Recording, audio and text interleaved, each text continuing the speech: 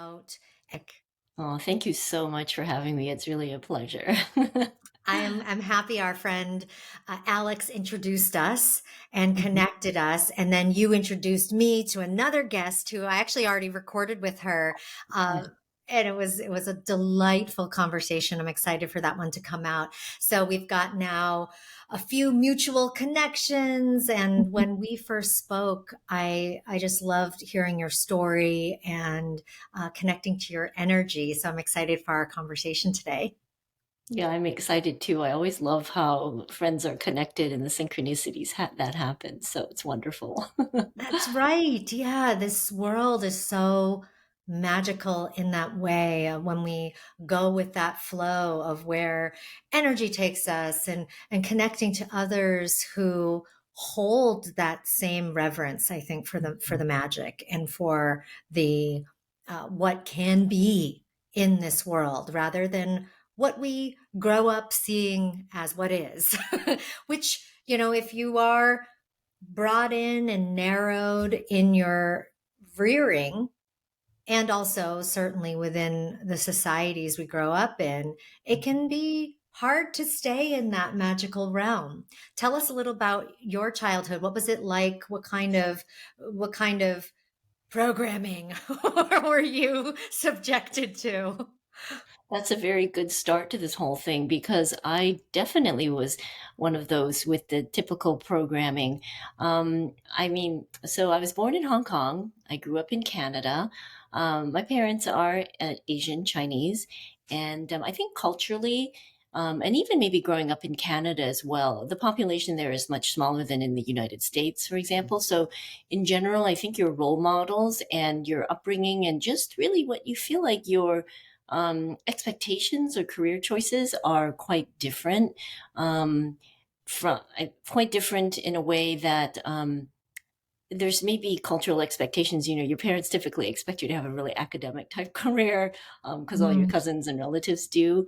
So that was really the belief system I originally grew up in. And I really think just role models that I was maybe exposed to growing up was different from what I ultimately ended up doing in my career. So I went down a different path originally because of that. Yeah, did you feel like you were outcast in any way by taking that different path, or how were you welcomed or not welcomed into your family? Growing up, I definitely was very conformist in the sense that I was, very, at least tried my best to be like the good daughter and followed really what was expected for the most of my life. The changing into my new career, I really didn't do until adulthood, quite late compared to most people, but I'm really glad that I did.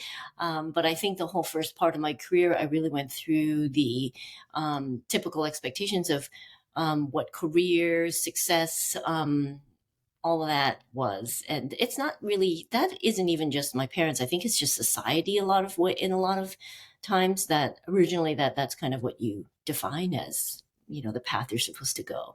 Hmm. Yeah, so it's like success equals this very limited set of options that you Yes. are given. Yes. It's like pick A, B, or C, and Yeah. then Exactly. you will feel successful and be wealthy and be happy. So what was your choice? What was the first career path? Yeah. So maybe I'll just kind of start way back in the beginning. So growing up, really I should probably back up. I think even growing up when I was little, I remember being in Hong Kong. I always had access to um, drawing, arts, crafts, everything. I was always getting my hands on to things that I could make and do. And this was always kind of a part of me, who I felt was me. I was always doing something creative. But I think somehow growing up, maybe with cultural influences, I somehow always felt the path of where you're supposed to go versus where you're doing for fun. One was fun, and the other one was considered work and something you should really pursue as the for real thing. So growing up, I guess I always felt like to be challenged, I had to do the hard path, and I always picked something that was hard because you feel like that's what learning is all about, and why work is called work. It's work because you got to be like it's got to be hard. So I always kind of pushed.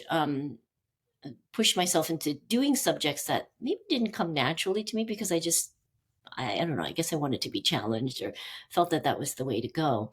And so growing up in Canada, when I went to university, I thought at first I was going to be a dentist. It was like a respectable thing.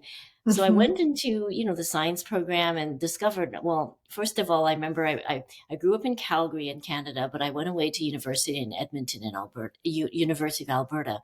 And it was kind of my first taste of freedom outside of being, living with your parents with a curfew. And so needless to say, my first year in university was a disaster because I was just like, woo, having so much fun. And it was an amazing time in my life. I have no regrets on that either, but my grades clearly suffered from that period. I also remember being in university and having like those art elective classes that kind of reinvigorated, oh my goodness, this is something that's I've always done in my life. And I felt really connected to doing that as I don't know, it just made me feel excited when I was doing any of the arts related classes, whether it was art history, studio art class, whatever. But my programming was really to be in a science degree, and I was at the time thinking I was going to get into dentistry. But of course, my grades somehow, signs were all there. This isn't really who you are. And so, I decided I'd finish my science degree anyways, because like following that path, I just didn't really think there was a box outside of this box. And so I went down that path originally. Okay, finish my science degree. And then still, what am I going to do for a job?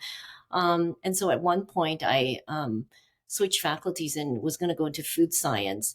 And I remember working in the lab in the summertime, and it was a meat plant lab. So I was growing bacterial colony cultures and testing for fat content in ground beef in my summer job, among other tasks in the lab. And it was one of those eye opening experiences. It's like, if I go down this path and this is my job, this could be really quite like not not me. I just knew it wasn't the right thing. So basically, I'm still in university at this point and thinking I can't graduate. What am I going to do for a job?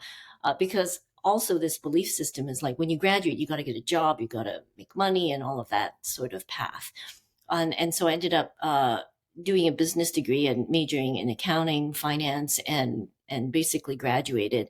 And so the first part of my career was in public accounting, then accounting and industry and finance. And so various roles starting in audit, then internal audit, then controller, director of finance, VP finance, and so on. So of course, I'm growing in my career and getting job titles and making money, and it's all fine from a outside. Hey, this is what I do. It's a respectable career, and at some point I remember, working and being promoted, and it's like, this isn't really all that what it's cut out to be. Like money can't buy happiness. Essentially, you can work all you want, have the job title you want, and drive a nice car, but it wasn't the ultimate fulfillment, essentially, that you feel in the end.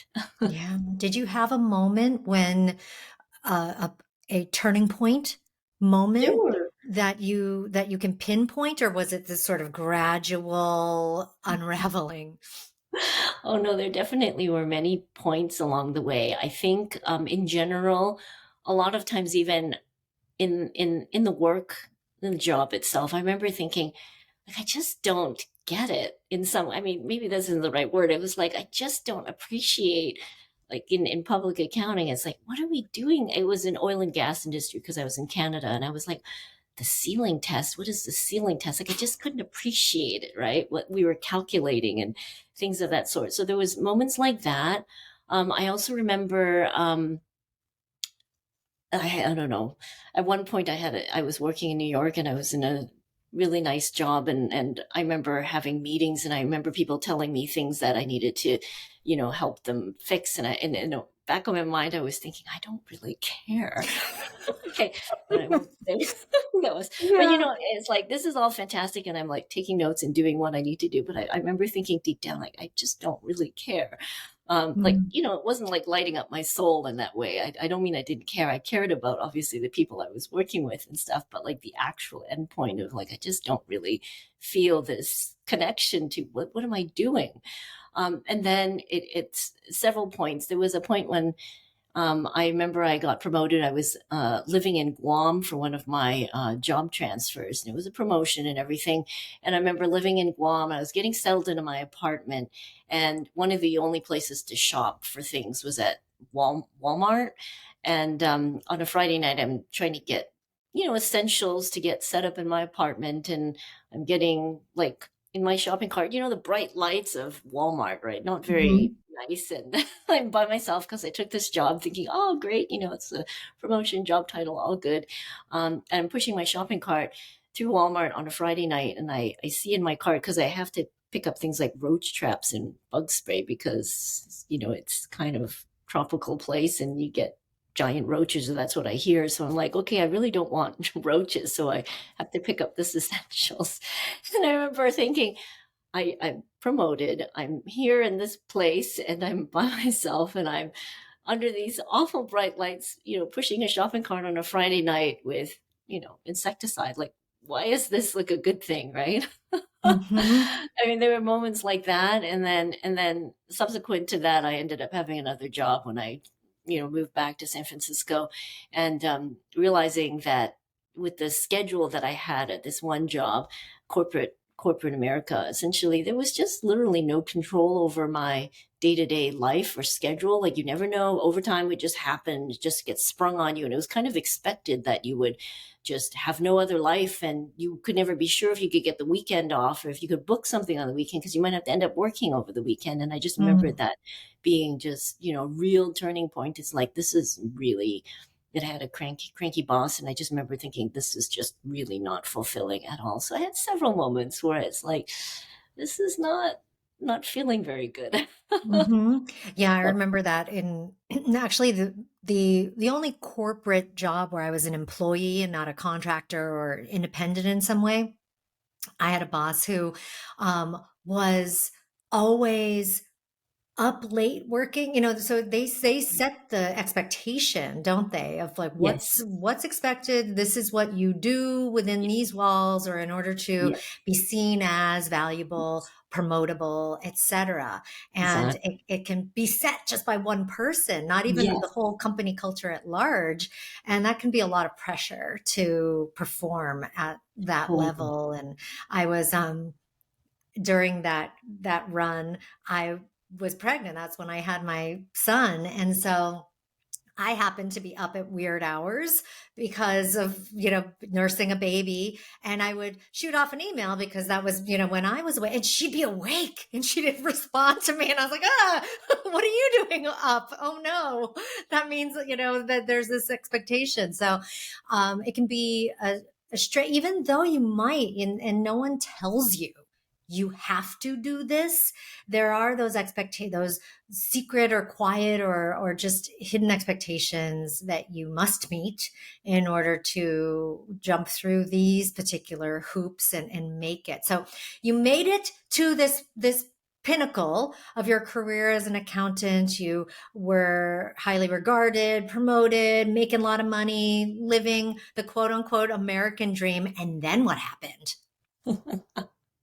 So in corporate America, very accurate about your observations that there's these kind of unspoken rules of how are you perceived as like a good employee. So, I definitely did the same thing, making sure I got there before the boss did. And it's like, it's silly because it's really just FaceTime essentially. And you want to make sure you're not the first one to leave. So all of that stuff is like complete silliness. Like they're games, right? So slowly I started working for smaller and smaller companies because I felt that at least you could put a face to everybody who was there. And so the smaller companies seem to be just generally more fulfilling. And then at one of the last companies I was at, it was a startup, and I had a small exit so that I was able to take a break. And during that time, when I took the small exit break, I really took some months off. And that's probably the first time I really took some months off to evaluate, like, hey, what am I going to do? And I guess I sat back and thought, I've always had this creative streak and I kind of knew it. And it was, I, I guess I was 40 at the time. So it was quite late in my career. And it was one of those pivotal moments that I thought, if I don't actually jump in and pursue this now, I'll never end up doing it. I'll end up falling back into the same routine. And so it was at that moment that I decided it was time to start. However, when I first decided to do that, I really didn't know what I was going to do exactly.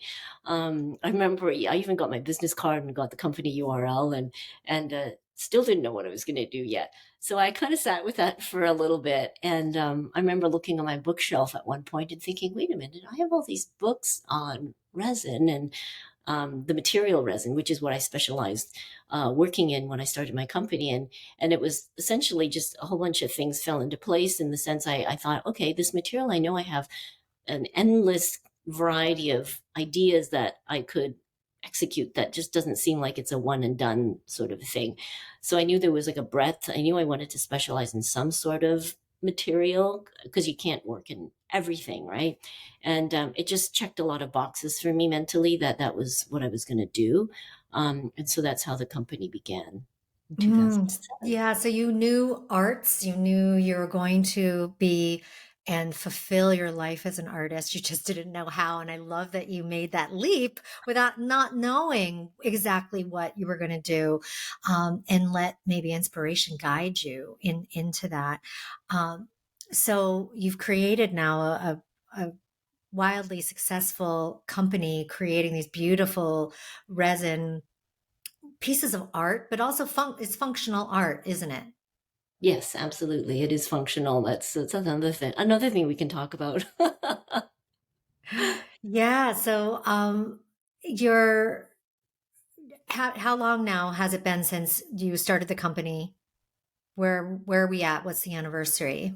So we're 16 years now. So Mm. yeah, starting in 2007, I know that it's funny because I had the finance hat or the business minded hat already because I was really working in the industry I was in when I was in finance was luxury retail product type companies. So I knew that I had that side of myself that knew the business side, but I knew when I started my company, I really had to take off that hat and not really think from the mindset of business. I didn't even have a business plan when I started. I literally just went with my gut and my heart and just kind of went with the flow. I Mm. also remembered at some point, I must have heard somebody say this to me, that when you're creating something, you create it for yourself. You have to feel something about, like, something's got to be exciting. There's got to be a spark of why you're making that object. You have to create it for yourself. Don't try to make something for others, because what's going to happen is you're going to end up being confused by all these voices you hear of what people want. And it's not to say I'm not creating things based on, generally what people want. Of course, I do listen to that, but you can't, on the essence of that item, go, do I put a handle here? Do I put, it'll confuse you if you end up not listening to who your true voice is when you're doing a creative thing. Had you had that experience of following your heart, your intuition, your gut before this moment? Before this moment, I probably didn't listen to it as much because if I had, it wouldn't have taken me 40 years to discover. Oh my goodness, there's a whole other way. How did you know to trust it? Um, I think when I decided to start the company, I really just had to let go of a lot of preconceived notions, beliefs, and things, and I guess just, yeah, think outside the box, like kind of really not worry about what people were going to think. And so, there's a bit of a funny story. When I decided I was going to make this switch, you've got all of those belief systems and your parental pressures or whatever that might be. I mean, whether they bother you or not, they exist. But I remember when I told my parents about my wanting to start this, my mom said, "What are we going to tell our friends?" Which, it's kind Right. of You're always hilarious. the child in your You're parents' always the eyes, aren't child in they? your Aren't parents' you? eyes. Exactly. And I mean, we have a good relationship now and everything, so it's not like a thing because I can laugh about it at this point. But that is when you make a big switch or a big leap at the time. Like, what do people think, that what anybody thinks, like we're oftentimes, growing up with the belief systems, one of the insecurities, you're always worried about what people are going to think, so you have to just not give a shit about what people Hmm. think, or else you're not going to follow your true heart and your dreams, essentially. Mm, yeah. Did you have anything that helped at that time to kind of bolster that trust in this inner voice to kind of help you in this guidance? um, I think so. I think that when I decided to pursue this path, I remembered envisioning in a way where I would be, like where I would present whatever it was I was making. It wasn't even like I had a specific idea of what I was making yet, but I kind of had this future vision of, oh, I could imagine myself exhibiting this in trade shows. I'd be in Paris or wherever, or in New York. I envisioned where I would be. Um, and it was always something that led, essentially, where I was going without specific details, so that when you kind of had this dream of something, whatever you were doing, in essence, it didn't feel like work itself. The thing you were doing was like some unspoken passion, drive, energy. Because I think back to some of my early days so when I started the company, I was lucky that I was still consulting in finance. So basically, when I took the break, I decided to start, and then I found a consulting gig where I was doing 4 days a week doing finance. It was a small enough company. They were wonderful to work with. And so when I wasn't consulting, literally from the moment I got home, I'd be, or wherever I was cranking, working on my own company until midnight, all weekends and everything. And there was this, I don't know, unknown energy or drive that somehow I must have wanted. I could visualize things that I wanted to create or to make. And so this drive, I think, just, I don't know where it comes from. I think it exists somehow in us. Um, and that's kind of how it started, essentially. Mm, I could envision things that I wanted to make, but I could also envision where I wanted to show it, who I wanted to, you know, talk to, how I wanted to be when I was presenting it. And that kind of, it was almost like it pulled me along somehow. And it's when you're doing the work after work and on the weekends when it's something that is your passion, is this, so it's part of your soul mission. It is this inner driven thing that you're doing. It's like the time passes. It doesn't feel like the same kind of work as when you're doing accounting, when you're not meant to be an accountant, right? Absolutely. It's a completely different feeling. And it's not to say that there weren't moments of really, really hard work. Because I remember, in the industry of creative folks, when I'm at exhibitions or trade shows, I definitely meet other fellow creatives. And some of them had a career switch similar to mine. And I remember, speaking with one other person who used to be an accountant as well, the same path, public accounting. And we were commiserating and laughing at, I don't think I've ever worked as hard in my life physically as now doing your own company, because of course you have to do everything, and also your name is on the door. So the responsibility is completely different, in that you feel a different sense of ownership or responsibility, and you work way harder than in public accounting, in public, or even in finance accounting. I remember those corporate jobs were tough, but it was a different kind of tough. It was tough in the sense you had no control over it, in your life. So is a different kind of a feeling. The tough is when you're doing your own thing, can be really tough as well. But it's something that's, I don't know. I guess for yourself, the passion is, you're able to persevere. It's probably like maybe the equivalent of running a marathon. Um, because if somebody's running a marathon, it's not that it's not hard. You're in it, and it's probably like, oh, you think you're going to die, you're going to stop, or whatever it is. I haven't run a marathon. I've run. My sister's run a lot of marathons, so I know all about how. Or I know a lot of people who've run marathons, and I know how you kind of reach this stage of like, oh my gosh. But there's this, I don't know, drive to want to do it, and it somehow outweighs the pain associated with it. Yeah. When there's this Yeah. drive. I just watched the Tour de France Netflix series, and those guys that ride in that, a lot of them explained it that way. It's just like this inner drive to accomplish this thing, to get, to not always um, win, but even just beat their own themselves, and accomplish and finish and do that. It is what they hold in their mind, because it is so painful, every bit of it. None of them were like, oh yeah, this is easy. I'm just, Right. it wasn't easy in any way, shape, or form, Yeah. but they Yeah. were so driven to do that particular thing. And the way I've always described it, or at least it's just the way it is for me, is that when you do the hard thing that is driven by your soul mission or a passion and a real purpose that you have to do and be in that thing,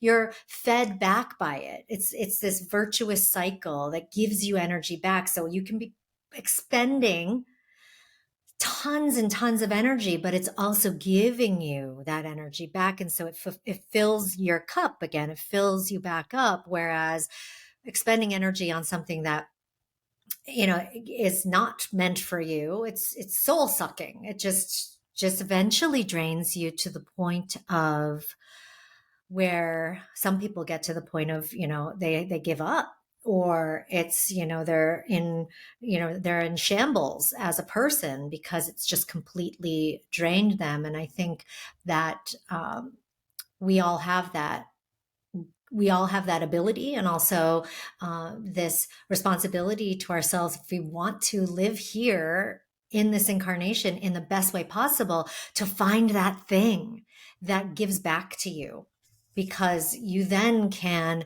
be the best version of yourself rather than the best version of whatever society expected of you, whatever, your family expected of you. So now that you have this really successful company in this totally different arena, how did your family finally accept that version of Tina, or are they still hoping you'll go back into something more common? No, my parents are very supportive, and they're really Awesome. lovely and supportive, and they're very proud of me, and it's really nice to hear those words from them. Um, but it's also nice that because they followed along my whole path and have seen the ups and downs, and I mean, I should also maybe kind of go into a little bit. You were talking about the energy aspect and the balance of it, and I have to say that in the 16 years, a lot has happened. Like the first phase, I'm working my butt off essentially and practically killing myself. But, when you're driven by this passion, as I mentioned, you don't really notice it. But at some point, I, stopped consulting in finance and was able to focus on it full time. And then at some point you hire new employees, and at some point you have, move studios, and you move and move and move. And so you keep growing the company.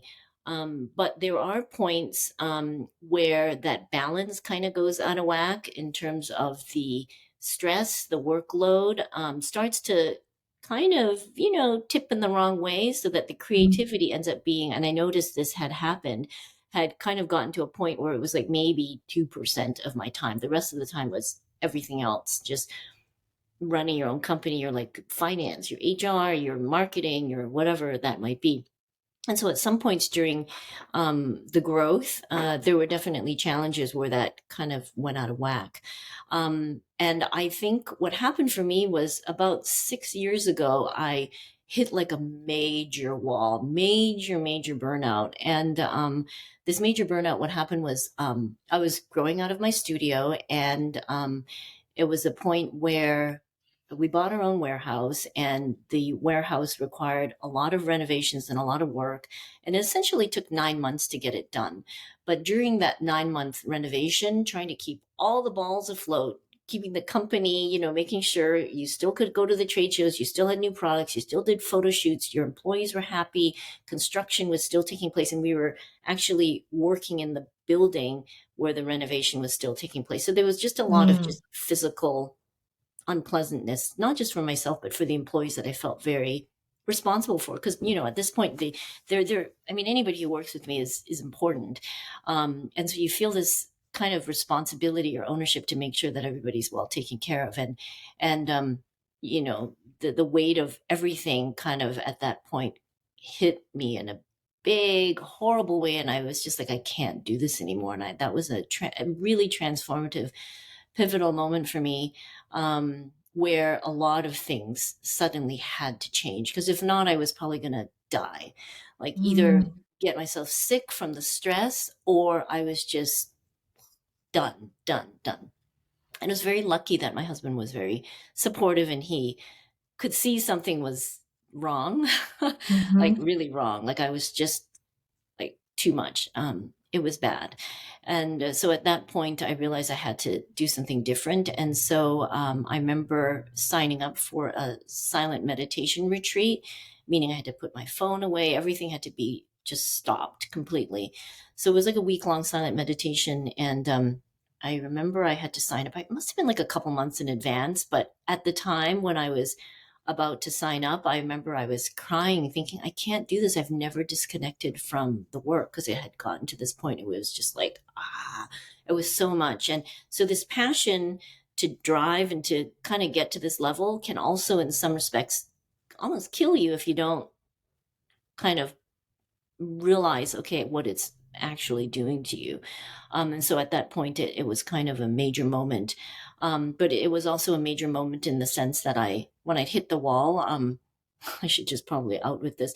I had my first acid trip because I knew I had to do something different. And I remember that first acid trip. I'd never, I grew up, like I said, really wholesome, really goody two shoes, really didn't even do marijuana until mhm. quite late in life, and don't really enjoy it that much. So I like don't do any of this stuff. I'm a very clean living individual. So when I tried the acid trip for the first time, I remember I had a breathe app on my iWatch, and the breathe app, when it came on while I was on acid, I remember inhaling and exhaling for the first time, like, oh my gosh, what have I been doing to myself? And I just cried and cried, and so Oh, much tension just released itself.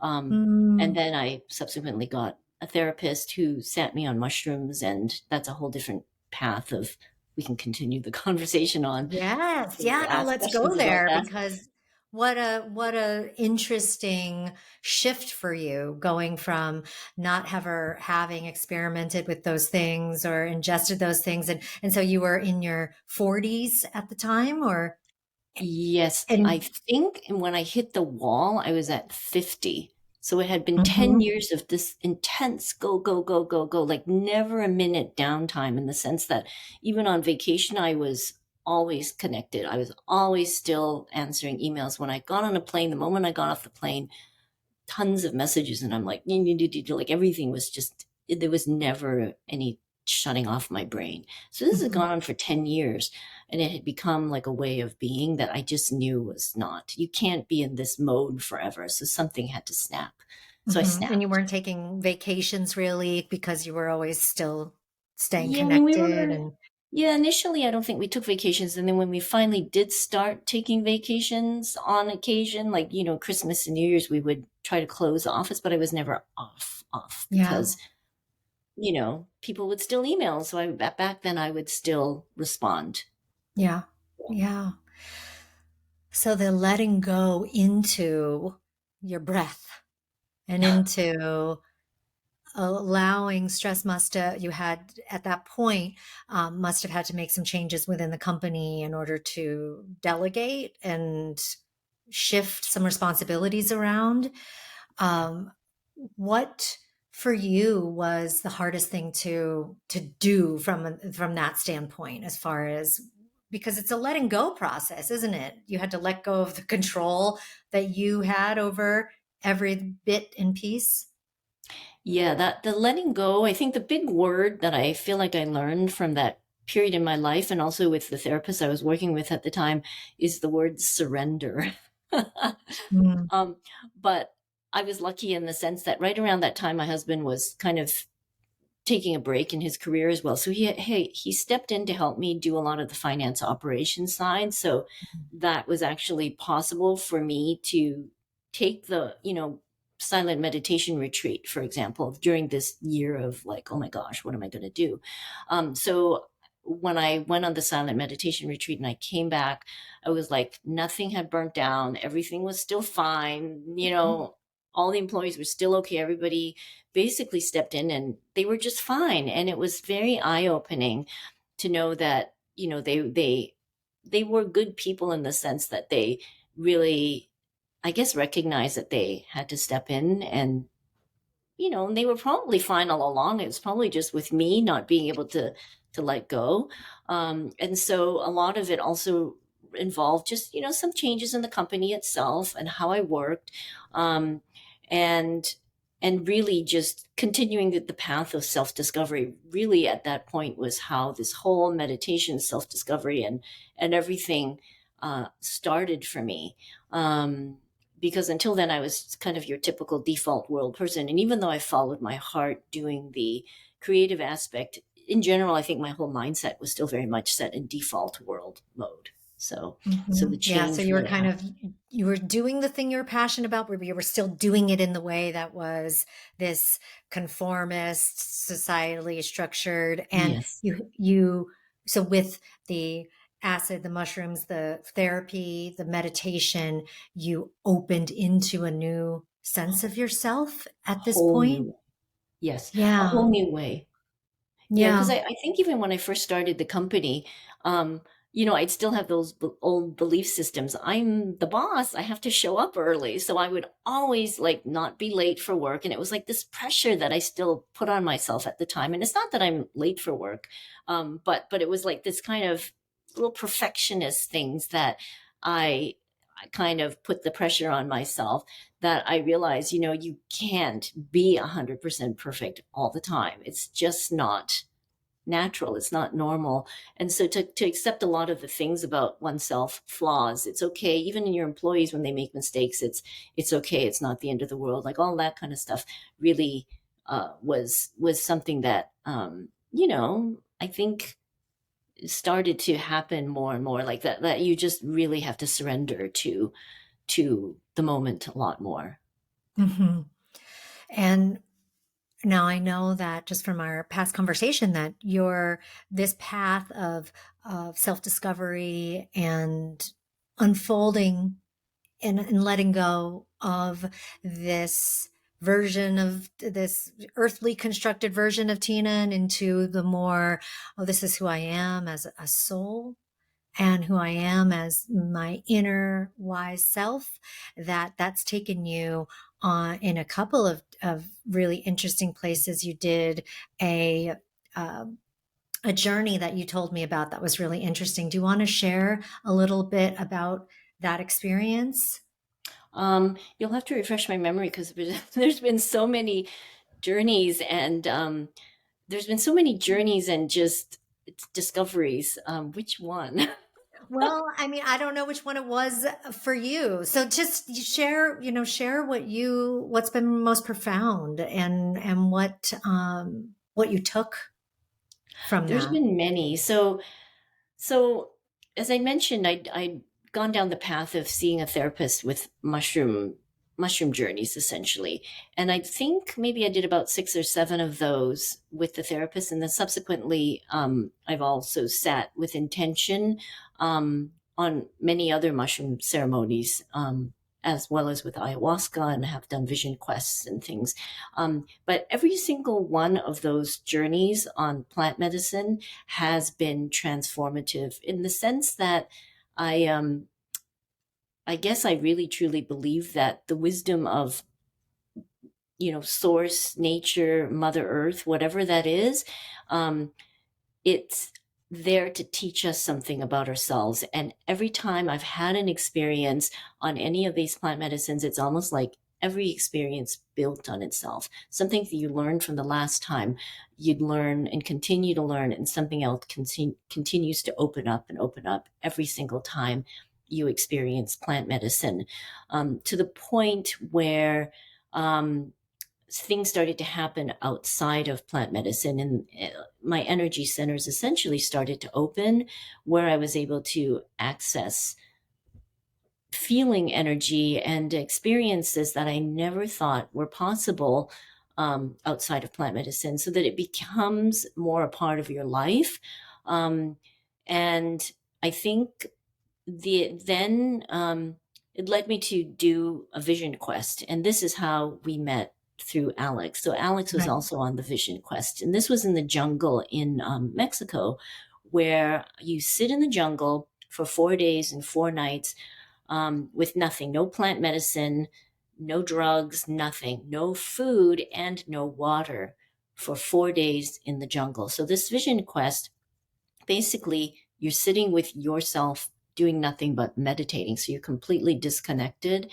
And when you're, I guess, in this state of being, uh, many things open up to you, that you realize you have access to source, higher consciousness, and you experience things that really reconnects us to who we are with source, and Mm. how we're all part of that energy.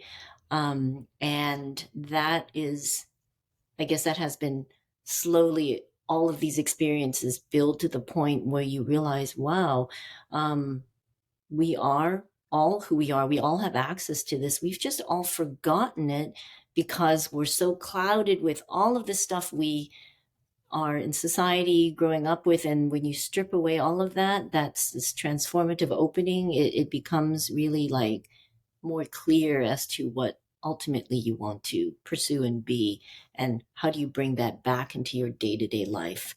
And how do I do that in my work, in my creativity, people I interact with? And so it's like about, how do you bridge the two, essentially, in your Mhm. life? Yeah, that becomes more it's the you have the experience, but then what, right? The integration of that into your life is lifelong, really, isn't it? Yeah, absolutely, absolutely. Did you have an intention going into the vision quest of something you wanted to find or uncover, or was it just a generalized going to go in and see what happens? So that's a good question, but I think, yes, I probably had had an intention, um, but I should probably back up to some of the magical moments from the plant medicine journeys, where when you start to experience things, and then you start to experience them outside of plant medicine space, the intention of going to Vision Quest is to have this pure, I guess, space to try to re-access those things that you've experienced in some of these sacred areas. So I guess in a way, I sat with the intention of trying to fine tune and access some of the experiences that I had experienced from plant medicine. I should tell you maybe of, I don't know, there's few, but there was one plant medicine experience that I had, where I had an out of body experience, where I remembered squeezing out of my body and really becoming source, or going to this light, essentially. And so it was as though I knew I left my body, and I connected to source in this white light, and I knew that I was in earth, but there was a different realm. And so you start to trust that there is this higher source that we are connected to. So that was a very eye-opening, incredible experience for me that I never forgot. There were, let's see, I mean, there were many other ones that, you realize there's a magical connection to source. So when I'm sitting in the vision quest, is really, how do I connect to this energy? The other thing was, my energy channels started to open, where I would physically vibrate. And of course, I looked up, what's Kundalini awakening? What is this thing? And it took me a lot of research to kind of finally find, at the time, even Joe Dispenza, who best explained, I feel, what the energy opening was, in kind of my science minded way to understand. And so once you start to learn all of these things, it was like, how do I experiment with sitting in the jungle with nothing but by myself, to tap into what I've learned and all of these things, and taken, to really, sit with those experiences, and try to fine tune, how do I access them. So Mm. that was, I guess you could say, my intention for sitting in Vision Quest. And I've since done it twice now. And they're all really about surrendering to the experience, and also just it's been magical what's unfolded for me as a result. um, Big part of it is that you're oftentimes fearful of what you don't know, because when you think about sitting in the jungle with no food and water for 4 days, you think, oh my gosh, that sounds insane. You're going to have kidney failure. You could die. All this thoughts had come into my head of like, why would a person do this? Um, but when you get over that and you realize other people have done it, and clearly they've come out experiencing something amazing. So what is it about it? So I was curious.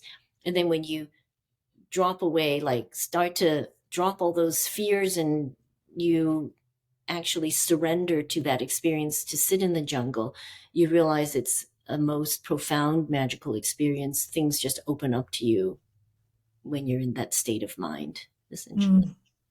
Mm, mm, that's incredible. And now, do you feel after those Vision Quest experiences more connected to source and the energetic realms without substances, without plant medicines and things? Did it do that intentionally for you? Yes, 100%. And I feel like my goal always was ultimately not to depend on plant medicine, or not to depend on having to take something. Because to function in daily life, you don't want to be, I mean, I never was, but I don't want to have to feel like I needed something to access this this knowledge, because you kind of question yourself, is that real or not real, right? Right. When you're outside of plant medicine space, so to be able to access this sort of energy, this knowing outside of that space, was kind of a practice I feel like I've always wanted to learn how to tap into. And you definitely learn to trust that this is within yourself. Everybody has this within their self, I have to stress, and that everybody has the ability to tap into this source. And it's definitely made me feel like there's a trust in, and a knowing in, that there is, I think, a greater source than what is really available in our default world. So Hmm. absolutely. Yeah. Yeah, and if anyone questions that or is feeling doubtful about that, you just have to spend time with children, I think. You just the veils are so thin with them, and you see how clearly they are connected to a world that you may not see. It's like, whoa, it's talking to beings that aren't there, seeing them wonder in the magic of what's around them, having conversations with themselves, like being in this magical, creative, and imaginative space that is limitless. And when you spend time among kids who still have that going on in them, you realize, oh yeah, I don't need a substance necessarily because I had that ability at one time Right. and it was within me. I can access that, get back to that. And plant medicine certainly can help to, kind of give you the impetus, the cat be a catalyst and reminder of what is there. Right. And they're beautiful in that way. But I agree with you too that we don't need them necessarily. We need them maybe for the spark or the reignition, but not, we don't need them in this ongoing way, at least in my opinion.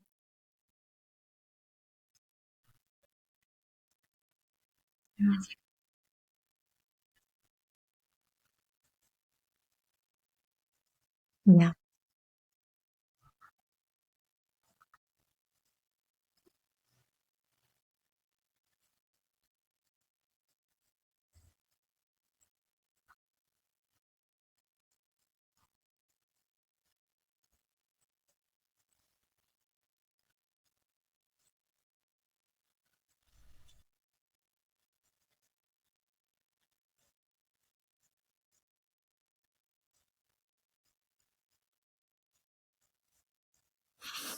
Yeah. Yeah. Of what that feels like and to have that perspective. And I know um, I was a avid or fan of lucid dreaming when I was a teenager because I had experienced it in, my whole life. I just didn't know what it was. And then when I found out what it was, then I was like, oh my gosh, there's this, like, you can cultivate this in you, and it's been studied, and oh my god, so I started really taking in more of the content. And I liked what you said about, Joe Dispenza, is that, there's certain people, whether researchers or just people who are experimenting themselves in these realms, who can explain things in certain ways that hit for you. And and this is how we find our teachers. We find our teachers and our mentors this way. It's like who we resonate with. They could be saying the exact same thing as somebody else, but you resonate with that particular person, right? Or that particular deliverer, that guide. And so I had some very specific guides and mentors, not people that I ever met, but just through their writings, in those early teen days, as I started to explore the mystical realms, because they were finally giving voice to things that I had already experienced, and giving research and backing, and, having their own stories that you could listen to and go, oh, I'm not, crazy, or I'm not alone, or I'm not just this, like, weirdo who's having these experiences. This is, wow, it's in here. It's in black and white. I'm reading about it.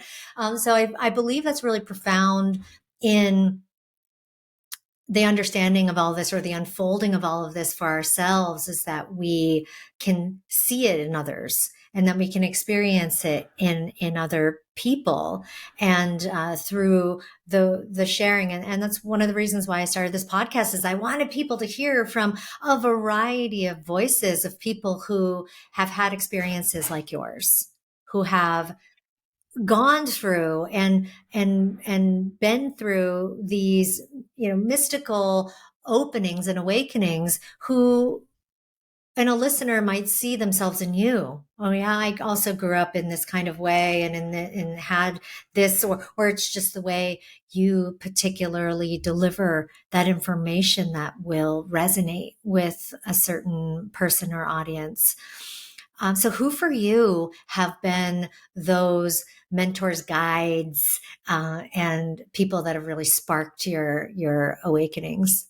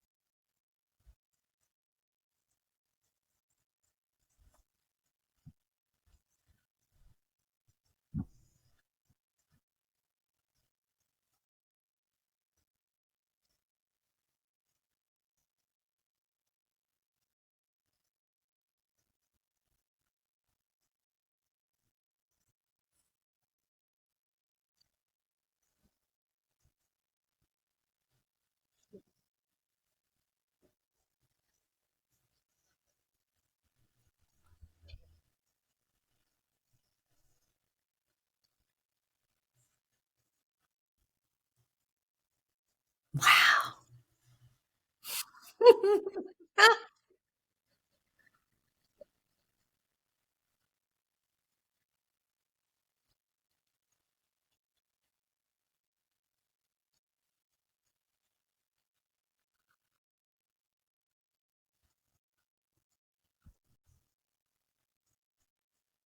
Mhm. On the day you go in too, right? Oh, I said on the day you chose to go in to the store. Yeah, I have complete chills.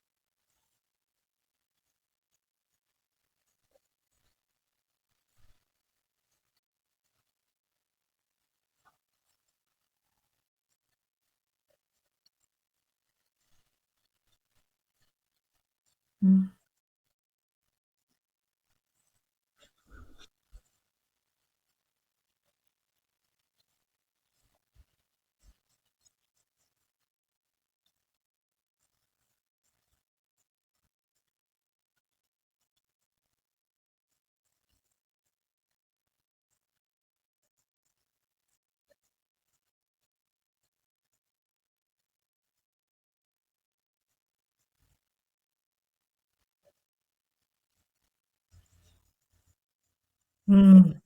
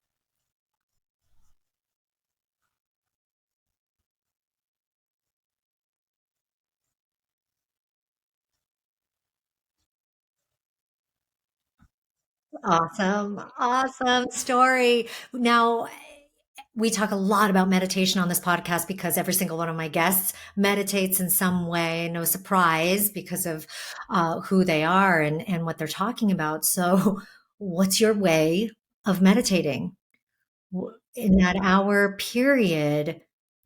You know, I guess one, how do you enter the space? And then what's going on during that hour for you?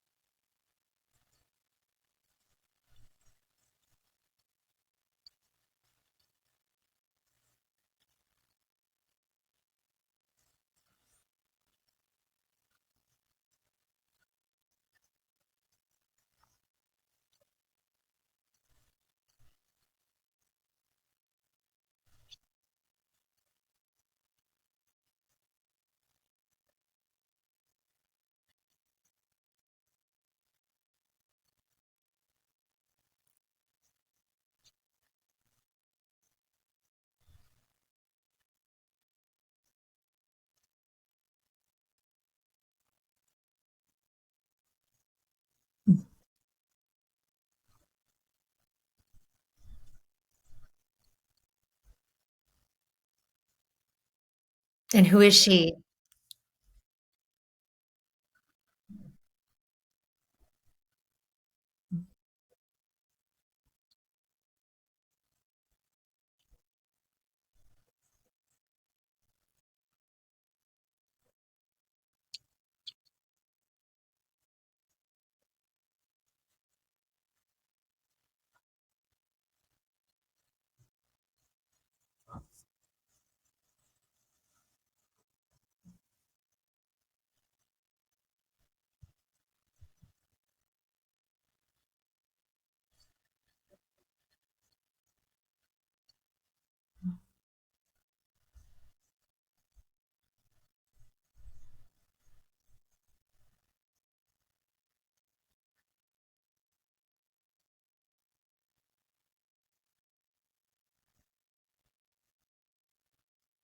Mhm. Right.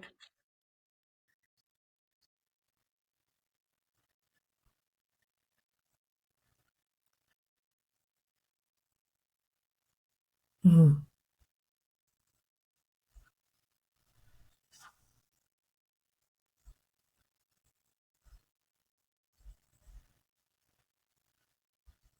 Yeah, yeah, such a great reminder. I think like I said, every single one of my guests has talked about meditation, whether it was on the podcast or not, because, I'm friends with so many of my guests. So, I know they meditate, even if we didn't talk about it. And it is the single, I would say, the singular thread that connects all people who have a variety of practices. I mean, I talk to people who, dedicated to plant medicine, these were dedicated to whatever path they may be dedicated to. And yet meditation is that common thread throughout it all. And I love that because it is that thing that you can just do and be in without anything else. I mean, yes, guided, with another voice or music or sounds can be wonderful with it. But like you said, you can just be in it. You can just go there and be in that space. And the fact that we all have the power, we all have the ability, we all have you don't need anything else but yourself to go there, is it's so simple and so powerful that and I think that when people hear, oh, meditate, yeah, if you want to access higher knowledge, meditate. If you want to be less stressed, meditate. If you want to do this, meditate. It is a beautiful, I'm going to use the term cure all, although I don't believe it's curing anything. It is allowing you to access the yourself in your wholeness, and your wholeness is cured, right? Your wholeness is whole. So, it allows you to access yourself as the whole and exalted beings that we are. And so I think it becomes that quote unquote cure all to all things, because you just get to experience yourself in that way.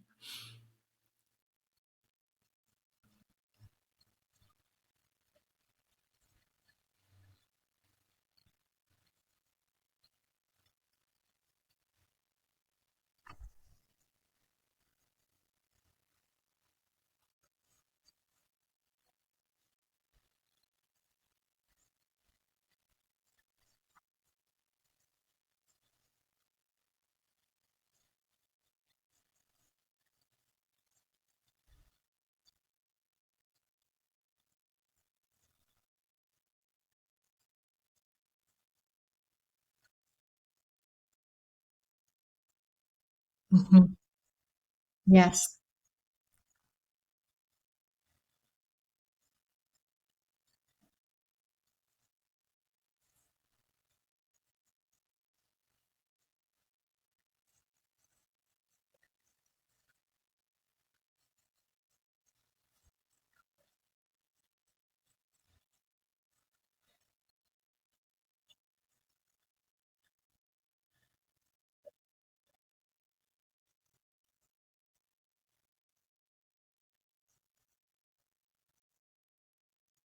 One, oh, 100% agree. And my, my caveat of using that term is because I see it as it is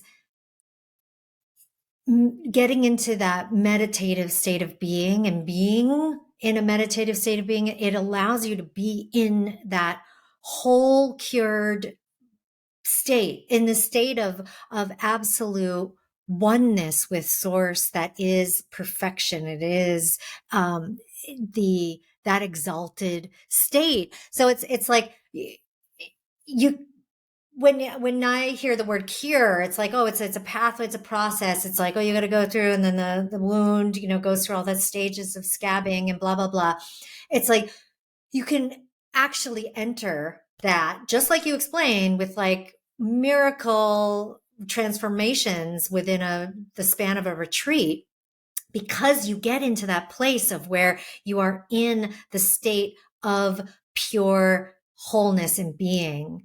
and you can skip the process of what we envision as typical healing process, right? It's like you can just enter it and be there, and it is so powerful and so incredible.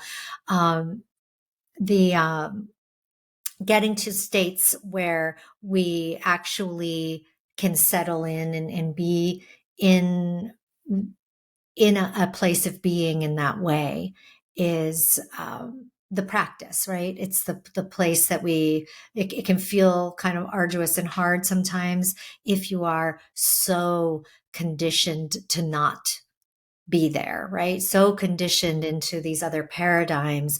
The work is in, and the practice of doing these things is in breaking all of those other molds, right? It's breaking all down those paradigms to just enter into the purity of how we came in, really, how we came into this world. And I love Joe Dispenza's work too, and how he describes things, and so much of the paradigm shifts that he creates for people. Beautiful, beautiful work. And the fact that, he's a product of it too. That's always wonderful and I think the most powerful teachers are those who have experienced the work themselves. It's coming through them in their own personal experience rather than, them just saying something and sharing words. It's like, no, they're sharing the actual experience. Yeah. So have there been, well, I guess let's end with anything that you do now. I know that you're spending time meditating, spending time um, doing, certain practices. So what are some of the other daily things besides meditation that really keep you connected to this magical miracle of you as soul and as this being that's not within this constructed default world.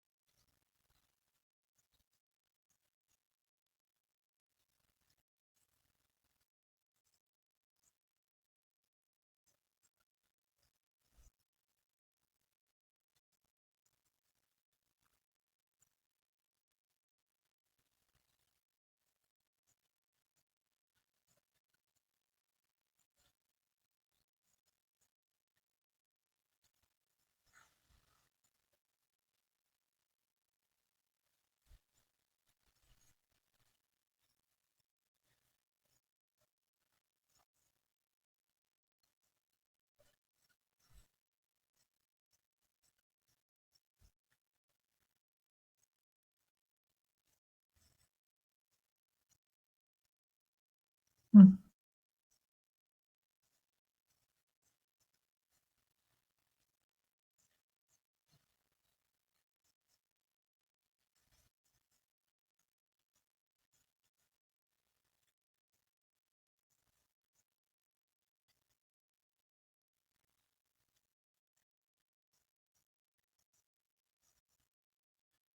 Mm. Well, I can't think of a better way to do it. Thank you so much, Tina, for allowing your energy to ripple out through this podcast and to this audience and all the listeners. And thank you so much again for being here and joining us today.